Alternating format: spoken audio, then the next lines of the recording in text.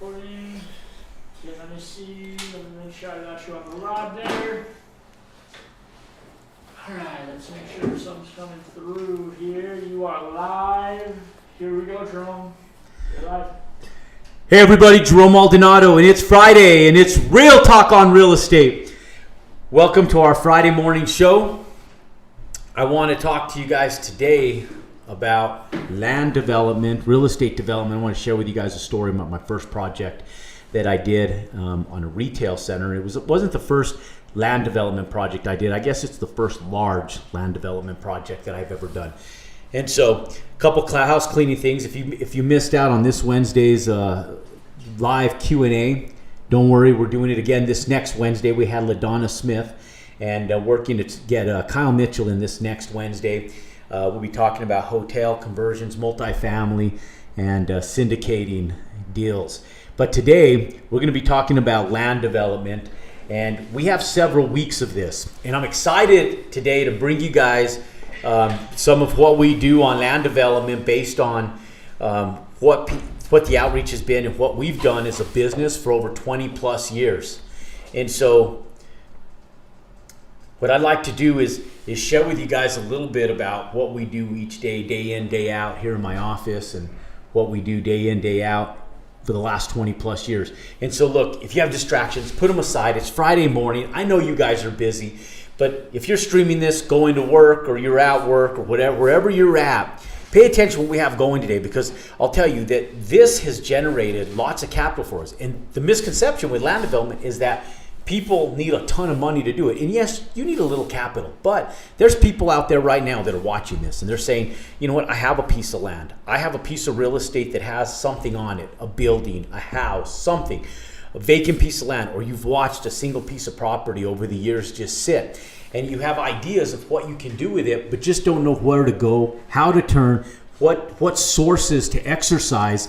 And so that's what today is about. Today is about teaching you guys the ins and outs, the A to Z, about the process of how you develop real estate, land, and so forth and so on.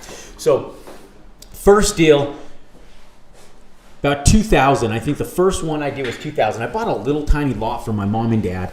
They were going to build a custom home on it. Decided not to. Landed up buying a pre-constructed home and moving. And so I said, I'll buy the lot from you guys. And I asked them if I could obviously buy it from them for what they paid for it. I didn't want to pay more than they had paid for it. But I didn't want to take it from them either. And not that they would have ever given it to me, because they would have never given it to me anyways. They needed the capital.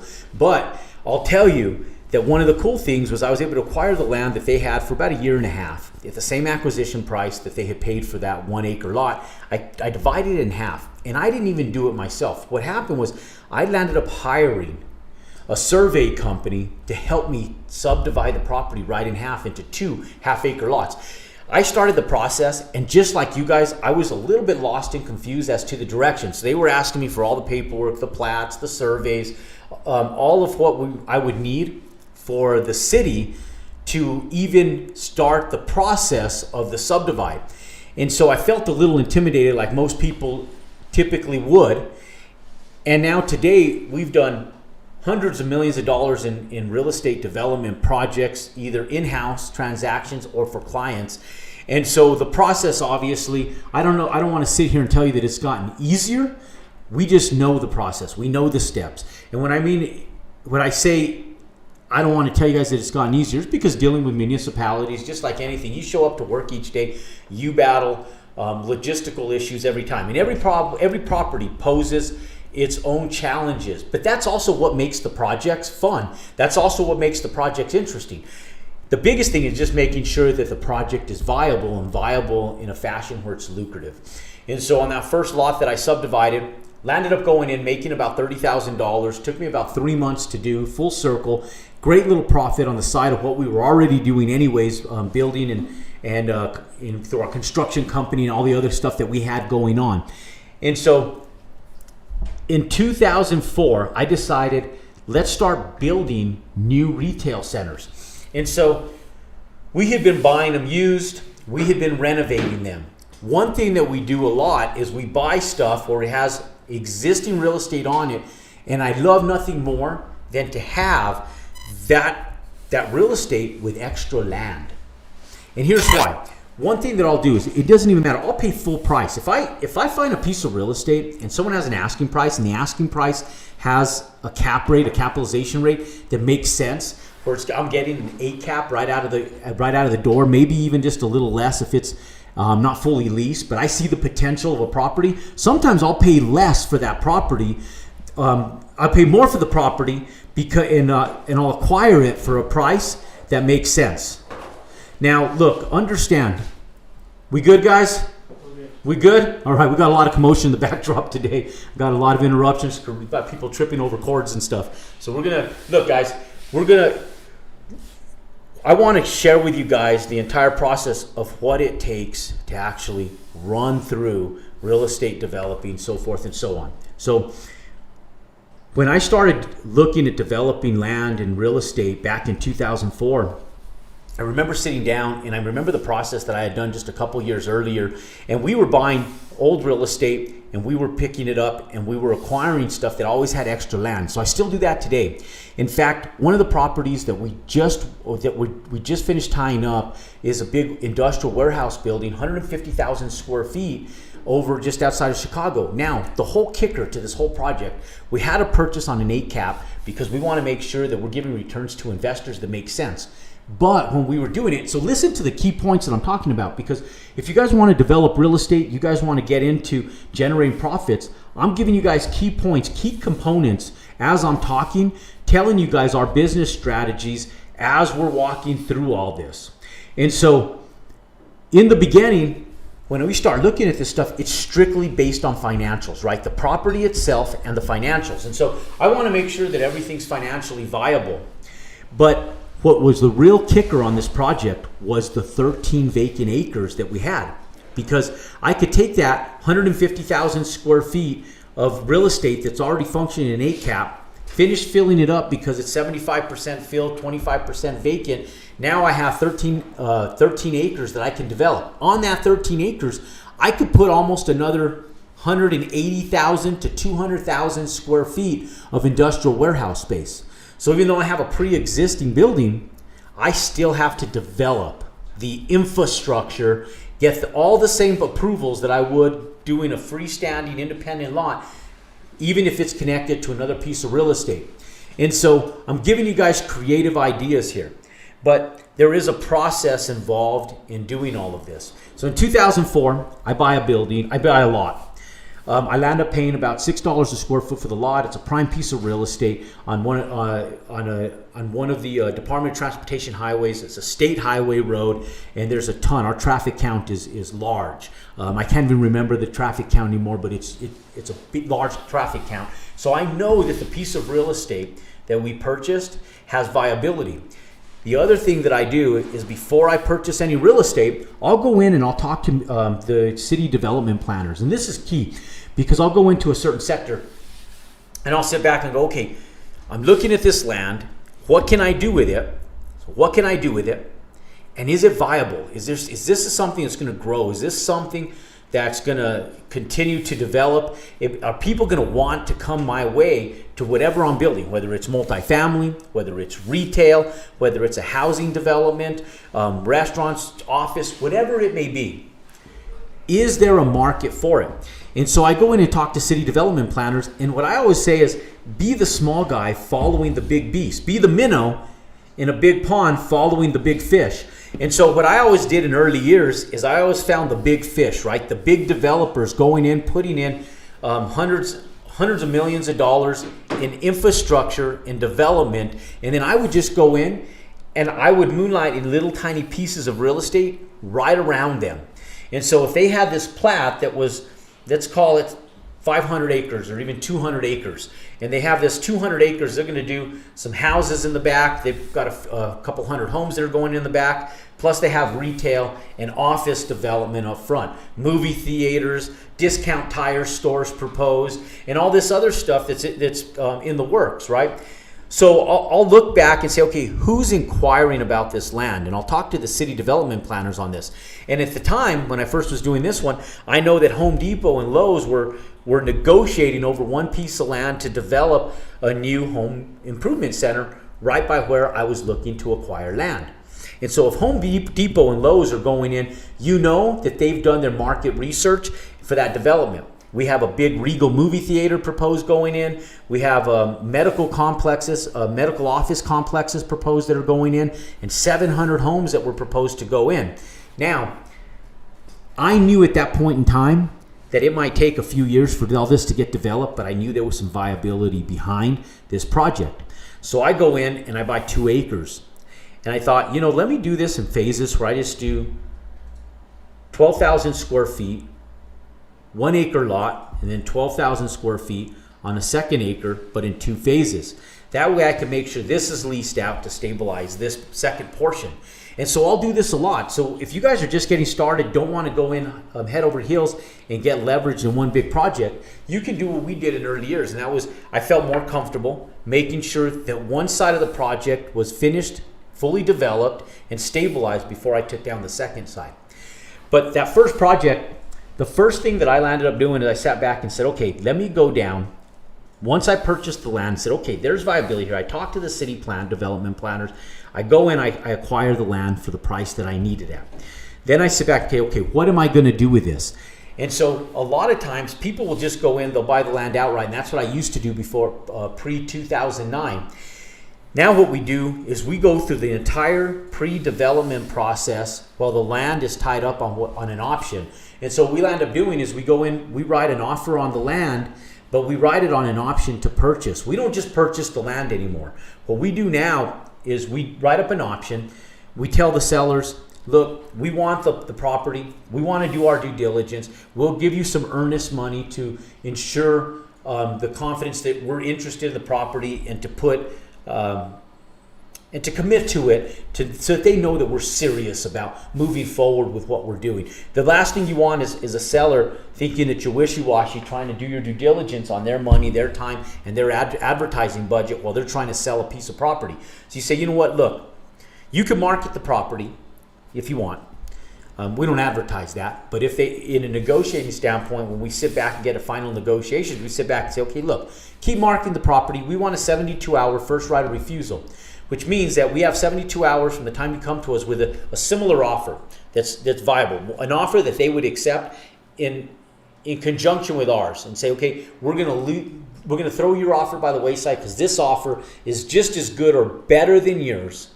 So you have 72 hours to give us a decision on what your closing date's going to be, what the terms are going to be on that closing, and then we can facilitate moving forward. And if we don't commit, they can go in and they can sell the land right out from under us. But you have 72 hours to make that decision. And in most times, some of these big commercial projects, they take so much time. People are looking for the exact same thing that you are. The big guys are smart. They're not going to go in and dump millions of dollars into land and then go in and find out later on that they can't develop it, although it has happened before. In fact, I'm sitting probably a mile from a Walmart location that had proposed developing a super Walmart center. They fought it for 3 years solid, and the city wanted to approve it. The homeowners fought it tooth and nail.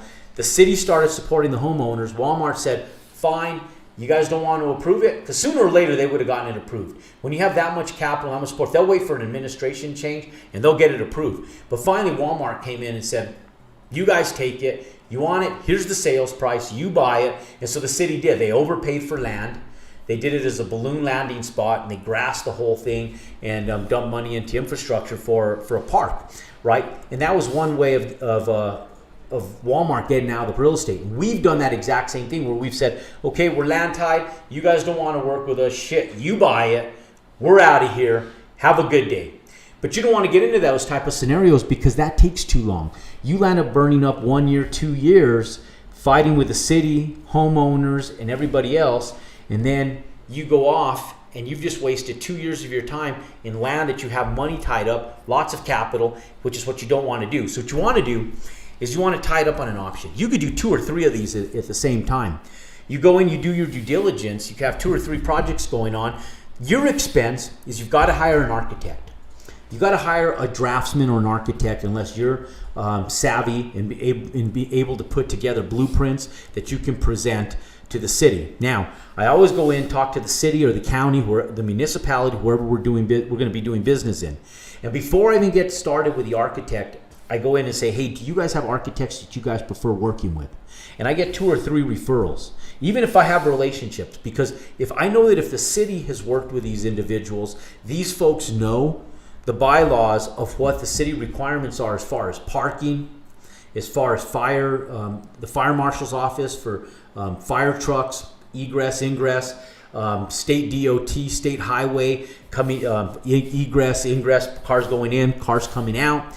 All of the logistics as far as square footage per acre, how much landscaping they need. And so these guys that you hire can help you with all the logistical items that you don't even think about when you're first getting started. I remember the first development, it was funny. I went in and we were about done and they go, oh, you need to meet with Public Works and Parks and Park and Recreation. And I was like, okay, why? And they said, well, Park and Rec has to approve your plans as well. And I'm thinking, okay, why does Park and Recs have to approve my plans? And so I went in and they said, okay, where are your bike racks? Where is your pedestrian walkthroughs? Where are all your crosswalks and stuff? Where's your green space? How about dogs? You know, and so you have to they take into consideration kids, bikes, pedestrians, everything.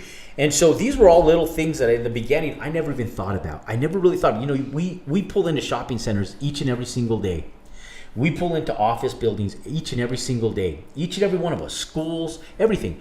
And you just think that stuff just plops down, unfolds like a pop-up book, right? And everything's just laid out right there. Not knowing that everything has been methodically thought out as to what's needed as far as parking spaces, as far as crosswalks, as far as bike racks, location of bike racks, and crosswalks related to those, everything. And so you sit down with one of these development planners and you draw on a piece of paper kind of what you're doing. Then you go into your architect and you say, okay, look, this is what I propose to do. I have 1 acre. My understanding is I need X amount of parking spaces, 50, 60 parking spaces, plus I need to be able to go in and maximize the square footage of this property, right? That's what I always do. I take the acreage and I want to maximize it. So I'll start off with more than I know I'm going to get approved. So on 1 acre, I might only be able to get approved for 12,000 square feet, which is about what I'd be able to get approved for. But I'll put in 15,000 square feet. I'll put some compact parking and I'll just put just a rough design together, just a site plan with a rough design. We don't even put in interior stuff, restrooms, any of that stuff yet. We want to go in and make sure that we can get approval on what we're proposing on the square footage. Then through multiple meetings, you go back and forth with different municipal planners. And then once you get to a place where they said, okay, this looks good, this is a great starting point, then we start getting hydrology, which is the lay of the land. You get surveyors to survey the land. And then we start getting engineers to start doing things. We get mechanical engineers, which do the heating and cooling, electrical engineers. You're going to need soil engineers to make sure that your foundation is right and that you're doing your infrastructure right. And so we'll go in and start hiring the professionals. Then once we get all our pricing together, we'll put everything together, we'll go to the bank and we'll say, okay, we want to fund this project, but we'll already be advertising it. And so if you're looking at developing a project, whether it's a retail center, whether it's multifamily, whether it's a housing development, we'll go in early stages and we'll start marketing it. So one of the first things that we do, even prior to getting all the layout of the land done, is we get what's called an elevation plan put together. And we'll just go ahead and put a 3-dimensional elevation plan together that shows in color what the project is going to look like from an elevation standpoint. Is there stone on the front of it? Is there steel siding? Is it more of a modern design? What does it look like? And we'll hit the architectural points that are currently selling. We want it to be a Class A property if we're developing new, and so we'll lay all this out. Now, some of you guys are listening to this going, okay, this seems very, very elaborate in regards to what needs to be done for something so small. And so I tell people, look, I'm going to give you the big picture, but understand that doing this, you can do this as small or as large as you want. The small guys can go in and just do maybe 2 homes, just like that land project that I did with my parents. But I know there's also people watching this saying, you know what, I would love nothing more. I have the backing, I have people in my back pocket. I have the ability to make this grow. And for anybody, whether you're going big or small, this information is important because it'll help you say, okay, it'll give you little reminders of things that you'll have to do in order to get started in developing any piece of land. Look, ladies and gentlemen, if you guys like this content, subscribe to our YouTube channel. Give us a big fat thumbs up. And for those of you guys that are watching live, streaming live right now, call in. We're happy to take questions. Daniel's here in the back. He's answering calls, and we'd love to be able to entertain any phone calls or message, any type of messages through YouTube and comments through YouTube or with Daniel. Call-in number is 505-610-1717 on Friday's Real Talk on Real Estate. That's 505-610-1717. And it's also in the description. Is this what I was going to say? Is it in the chat? Yeah, Yep. It's in the description. It's in the chat, ladies and gentlemen. Don't be shy. This time is yours. It's our Real Talk on Real Estate, and we're live. It's Friday morning. So look, I wanted to take a little breather there because I know that some of the information with land development can get intense. And where there's intensity, there's money, ladies and gentlemen. Where there's money, there's viability, and then things get fun. And that's where things get fun. It's when you start making a little capital and you start having fun with some projects that you're doing. And so what this is real estate development, Real Talk on Real Estate Friday. And we're talking about developing land. We're talking about developing real estate. And so I was telling a story about the municipal approvals that need to be done when you're first getting started. And so if you kind of follow this, you can rewind, rewatch, and kind of listen to the steps that I'm talking about here. But we tie up the land in an option. First, we find the land, right? We find a viable land. We talk to city planner. We make sure there's growth in that area. So find a property. Then we want to make sure that what we're proposing is viable. What type of projects are going in? Once you figure out what type of projects are viable, you go in, you tie up the land. You tie up the land, you don't purchase the land, you go in and tie it up on an option. Make sure that what you're proposing is going to get approved through the municipality. So where we're at now is the municipal approval. Are they going to regulate zone changes? Are they going to allow me to be able to make this a financially viable project? Because if you go in, you buy a piece of property, and let's say you have to have a minimum of 15,000 square feet for sake of example. The way we underwrite every deal is we say, okay, I have to have a minimum. This is my minimum requirement to make this deal work. I want 20,000 square feet of warehouse, but I have to get 15,000. Why? Because I know there's 4 units in there. And assuming 75% occupancy at all times, 75%, knowing that there's a good chance that one can go dry, I need 15,000 square foot minimum. But I'm going to try for 20. But if the city comes back and says you can only do 10 or 11, and now you can only do maybe 3 units, your price per square foot on leasing goes down, the project expense is too much, you just kind of swipe your hands and go, I'm out of here, right? So one of the first things you do is you go in for municipal approval. You get an architect or a draftsman, whatever cost-effective way you can, put a 3-dimensional picture together, make sure that it looks attractive to people and modern, to current construction and development layouts, right? You want to be Class A real estate, modern and up to date. And so you want to be able to take that, put a big ass sign on your property, 3-dimensional, says now leasing. And you want to be able to market this, take this to market, put it on all the listing sites, letting people know on LoopNet, CoStar, the local multi-listing, all of it, that your property is now for rent, for lease, whether it's multifamily, whatever it is. And you want to pre-market that because the banks won't give you a loan on an empty property. So if you want a construction loan on this before you even turn dirt, you want to be able to go in and make sure that you have tenants lined up and contracts signed and in place and deposits put together, and you want to have a completion date set forth.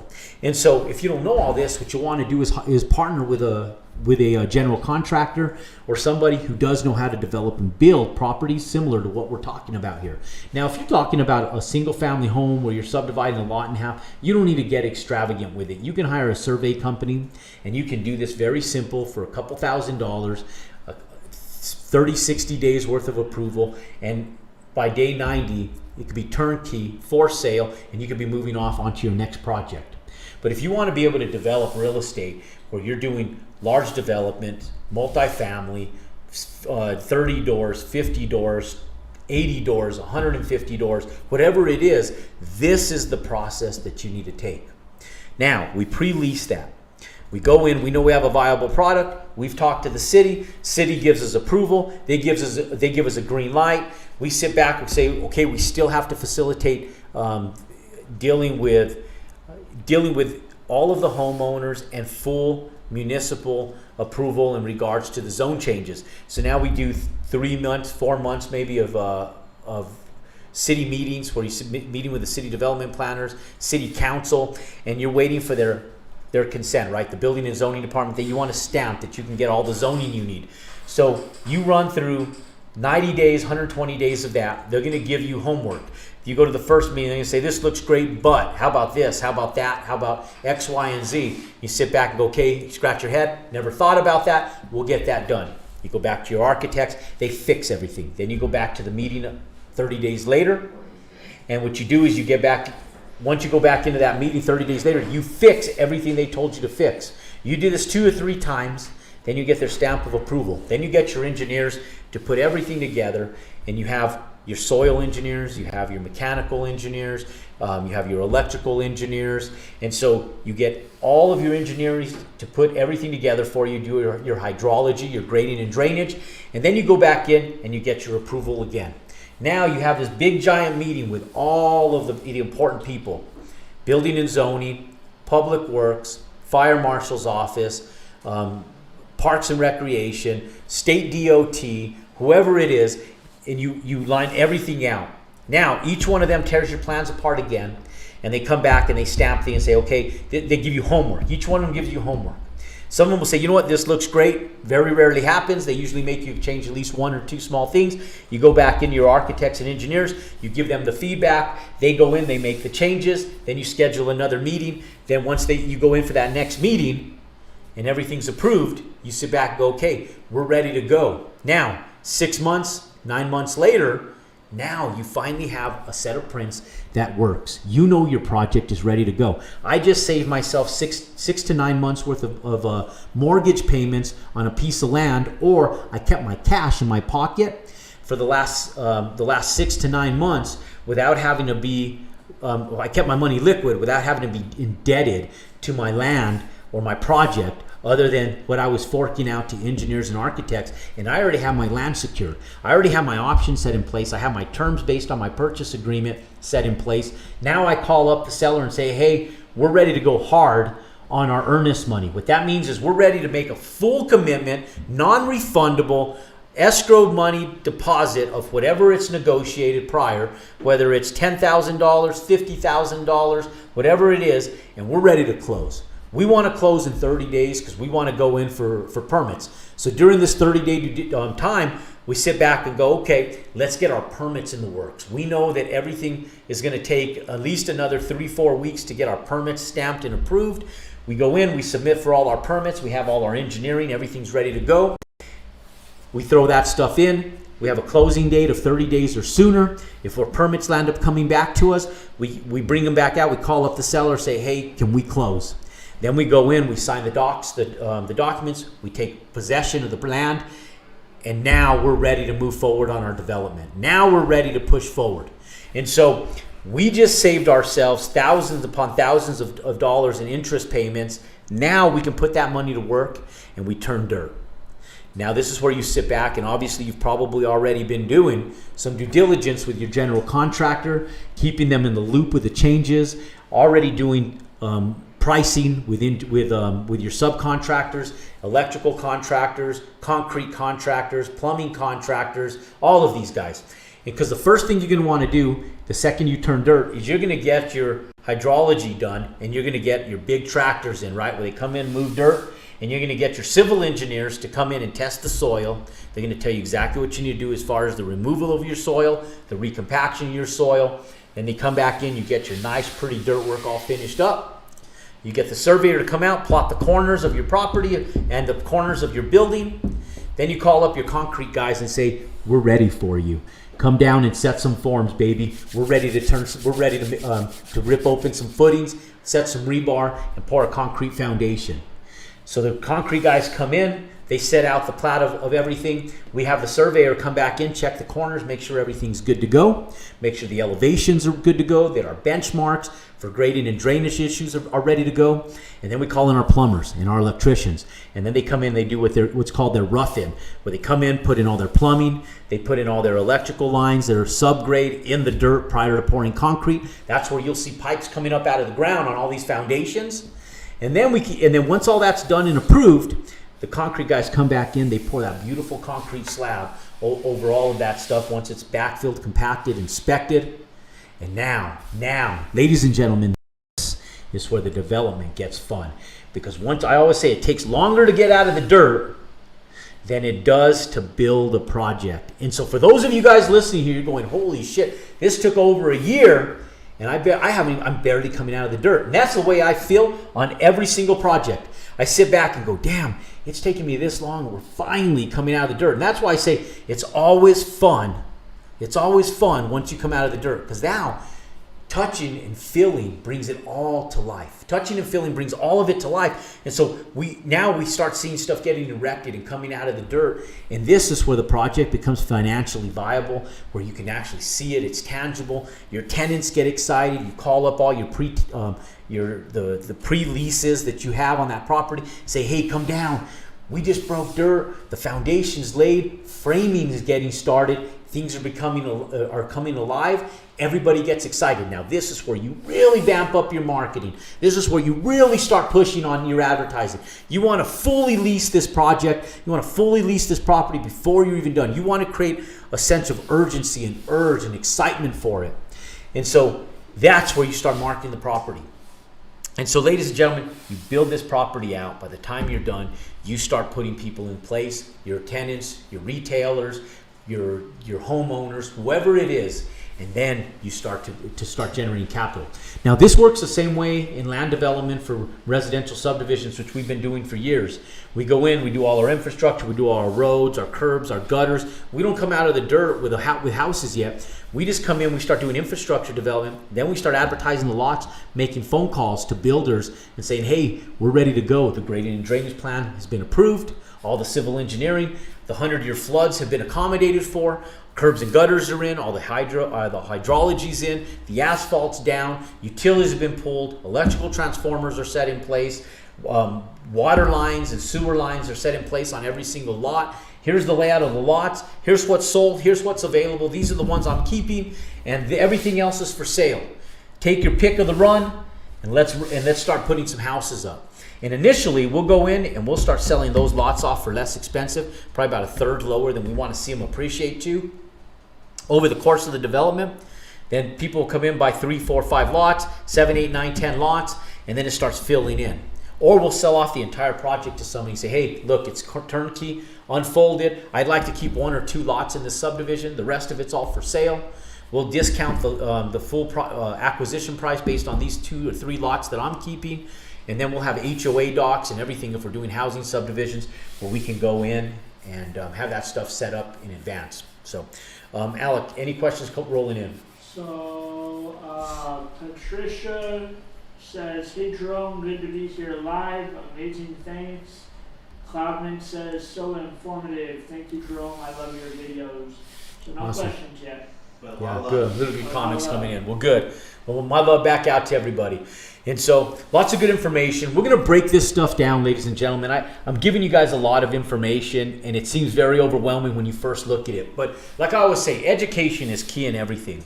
And the first thing is knowing, bringing awareness. And today's land development video is all about awareness right now. It's like sitting back going, okay, I'm opening up the light for you guys today. So this isn't like, hey, we're going to get you from A to Z. This is A to Z in a big, giant nutshell, right? And you're sitting back going, okay, I want to start pulling pieces off this thing one layer at a time and just being able to see and unfold how and what I need to do in order to make things financially viable long term.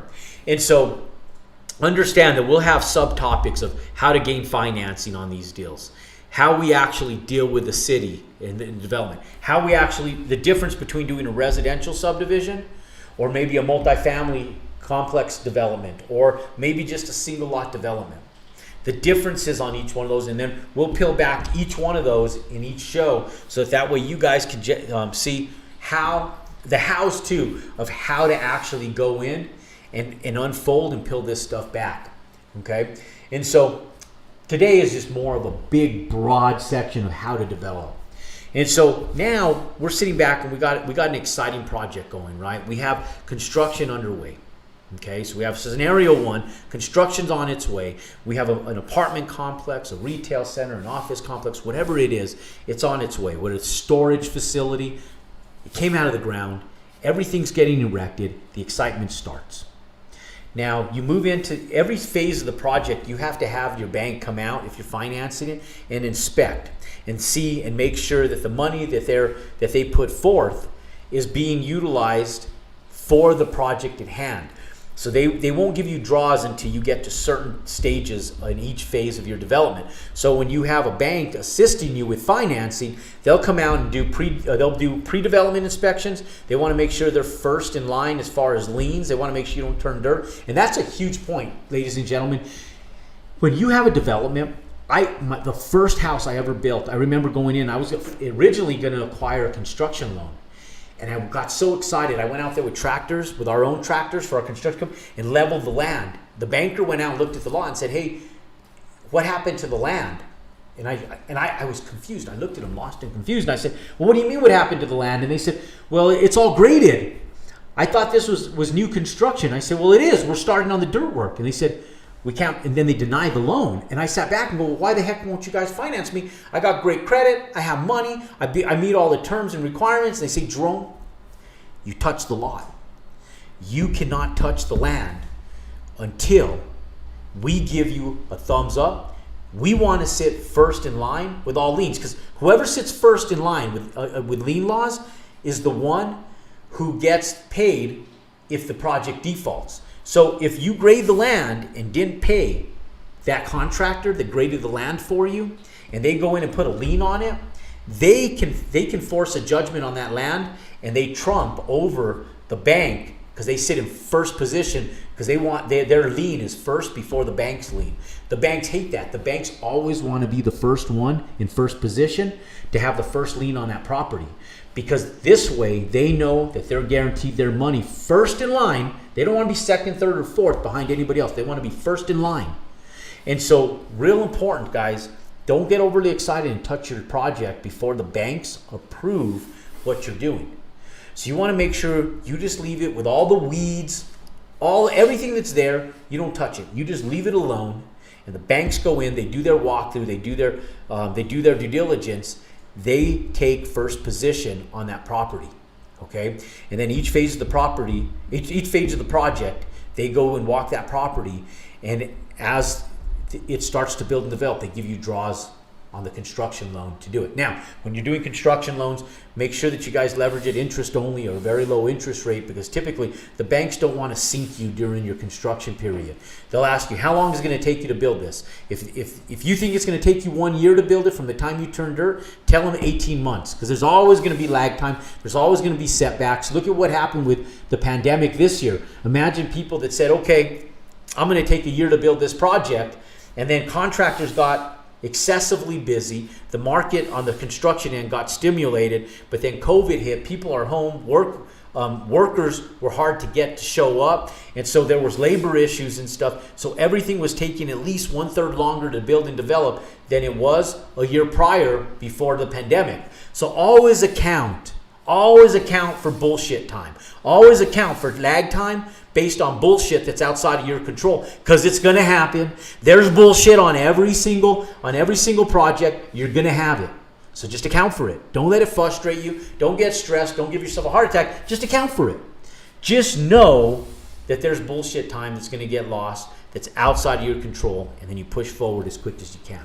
Now look, once you get this project up, you get it leased, it becomes a business, just like any business. That one property becomes a full-fledged company, a full business, all in its own. So the question is, do you run it, or do you have someone else run it? And so what we've graduated to now is knowing the parameters of what we need when we're developing projects to be able to offset them to a management company that can do the day-to-day logistics of that development on our behalf. We just own it. We just want the check every month. We have a new Class A property that we developed. We know that the renovations are minimal. We know that the contractors are going to warranty stuff for us at a minimum of a year, and plus we have manufacturer warranties. So our expense for maintenance on that brand new property is very, very minimal.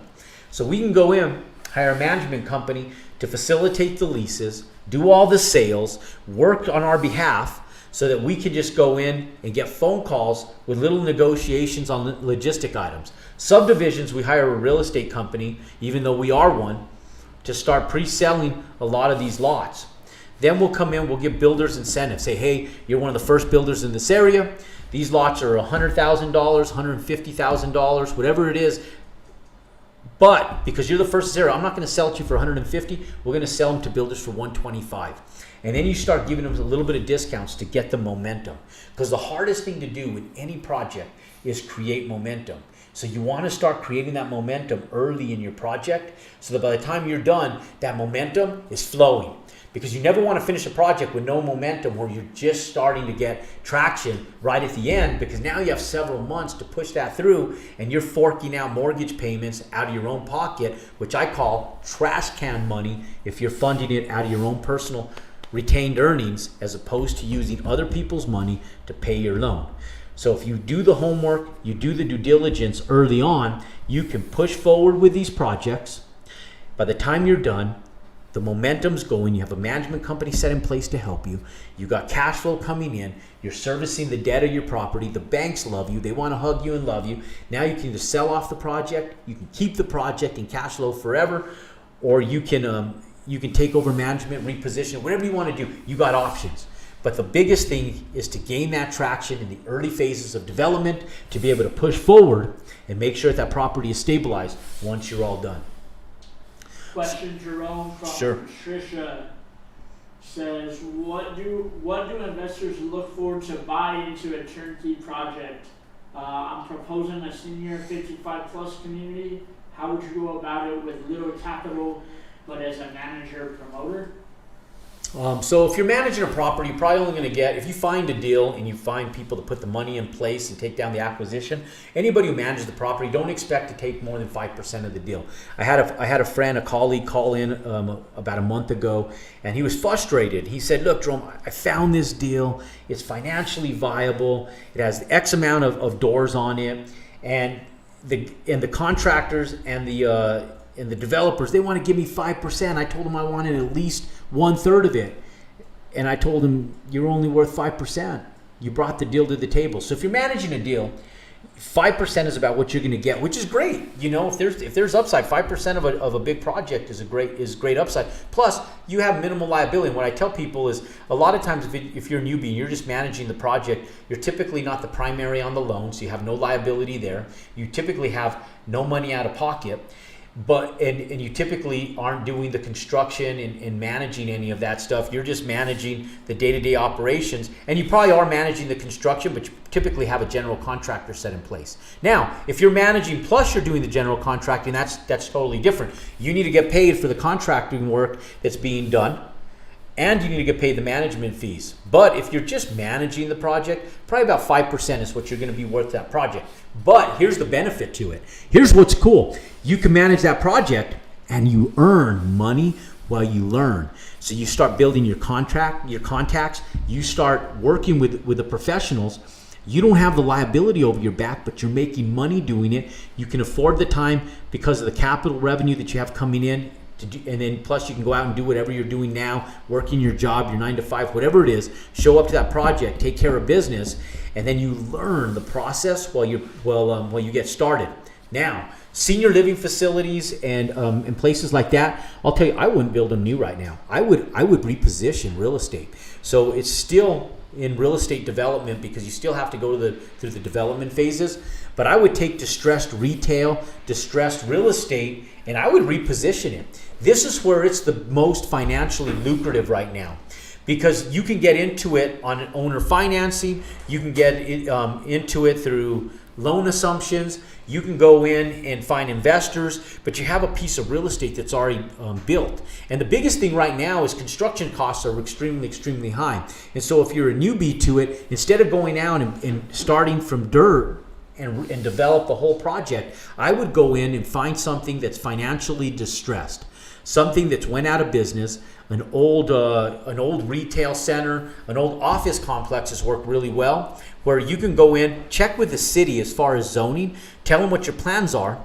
You go in, you put in a letter of intent subject to approval on X, Y, and Z. And so we're doing this right now, trying to do some solar farms, but we don't want to buy the land until we know that the city's going to support us at the very least to do the solar farm development. So same thing with the housing, senior housing facility. You go in, you make sure that the city is going to support you on what you're doing to reposition it. We put in a letter of intent. You let them know you're interested in the property. You start putting the terms together subject to the city supporting you, right? You don't know if you're going to get full approval, but you can go in and put it subject to the city approving your plans on how you want to reposition that asset. So if you're going to do senior living, you buy this old distressed property. You go in, you get approved to change it from maybe from C1 commercial to R2, 3, R residential, H1, H2, depending what your zoning classifications are in your municipality. And you go in, you sit down with them and say, will you guys support me? If I take this old distressed piece of shit building that no one's doing with, parking lots cracked up, weeds are coming through the parking lot, the roof's going to start caving in. I want to take this to asset.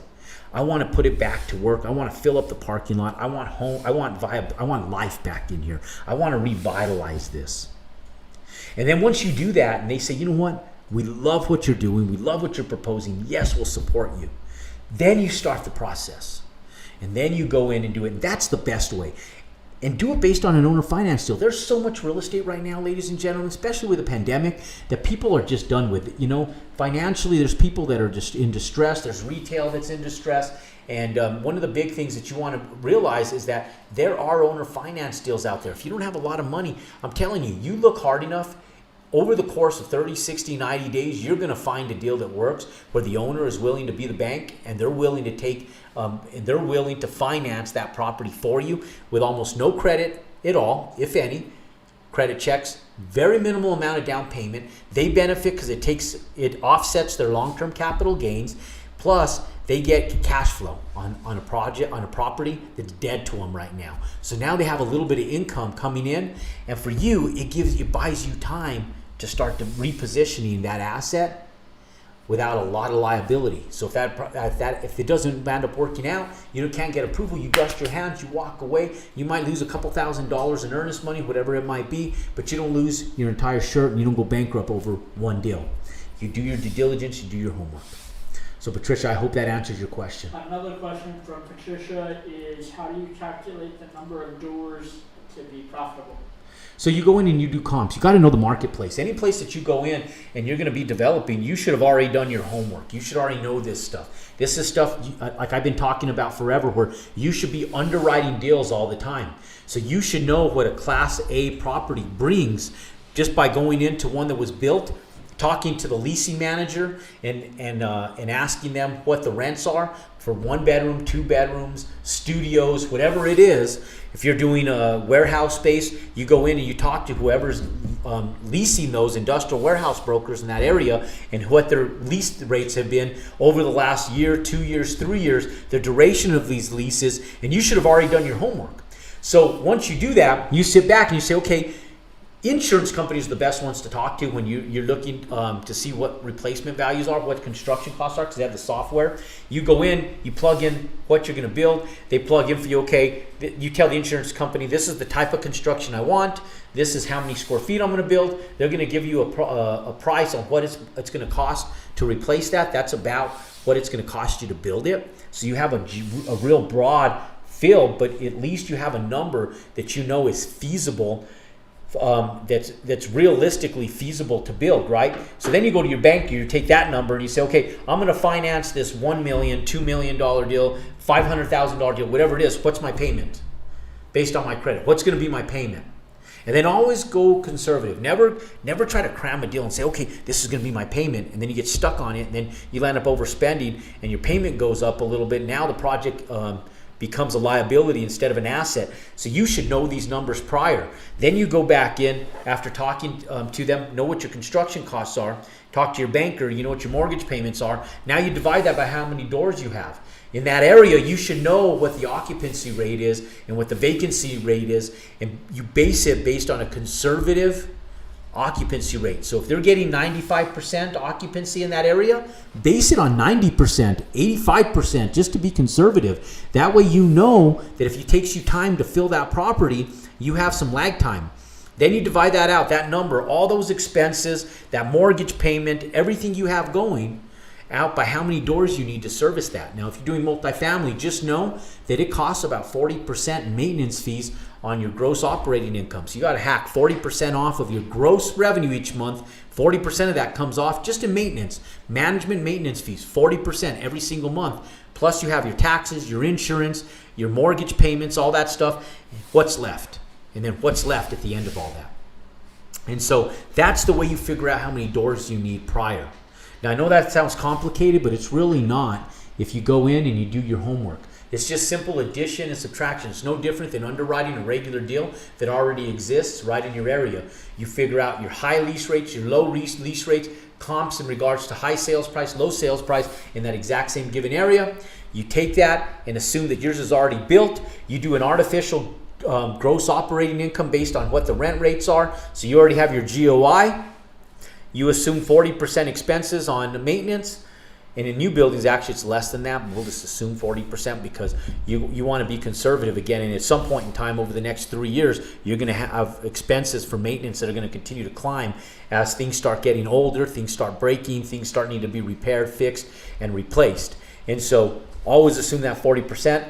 You already talked to your bankers. You know what it's going to cost you to build this, because I wouldn't go into a development unless I had a budget set in mind that I knew I can build it for, right? You already got all your estimates. You have a general contractor set in place, and you kind of know where your pricing should be based on the current market value, because there should be similar products that are being built in neighborhoods or areas by you or in other cities and states where the developers and the other developers or other contractors can give you construction costs on what it's going to cost you per square foot. I love using insurance companies. I'll take it to them and I'll talk to my insurance broker and say, hey, can you underwrite this for me? See what it's going to cost for replacement value for this property if I built this with this type of sprinklers, this type of stuff. And then he'll come back and say, hey, Jerome, it's going to cost you $9 million in replacement costs is what my software is telling me it's going to cost you. Then I know I cannot pay more than $9 million to a general contractor to build this property. So now I know what the costs are. Take that to my banker. I dissect it out what the mortgage payments are going to be. Now I check and see what my viability of that project is, and I know exactly how much money I need to get like an 8 cap, a 10 cap, or whatever cap rate I want at the end. I know what that number is because I've already dissected the deal in little tiny pieces, just like you do when you underwrite any deal. And that's how you do it, Patricia. So, no more questions there. Okay, ladies and gentlemen, we're Friday morning, real talk on real estate. Broad overview of land and real estate development today. Look, lots of information, so much so that it'll turn your hair white and it'll make you cringe. Are you down? Are you down? Are you down for the process? Are you down for what it takes to get wealthy through the means of real estate development? Look, we're going to dissect all of this. In fact, Daniel, come on up here. We put together a guide, a free PDF.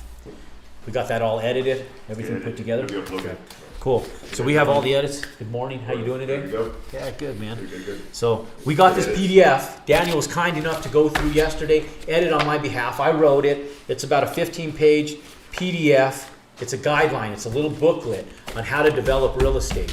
And so we've had it all edited. It's available to you guys. We'll put the link below where you can go in, get your free real estate guide on how to develop land. So it's our red book, our real estate domination booklet on land development, our A to Z processes on how to develop land. It just gives a breakdown and punch list and all types of information in here. Great PDF. Don't miss out on it. Daniel, really appreciate you, my man. Thank you. Appreciate it. Real talk on real estate. It's Friday morning. Go out and make it a great day. Ladies and gentlemen, go out and compound your success.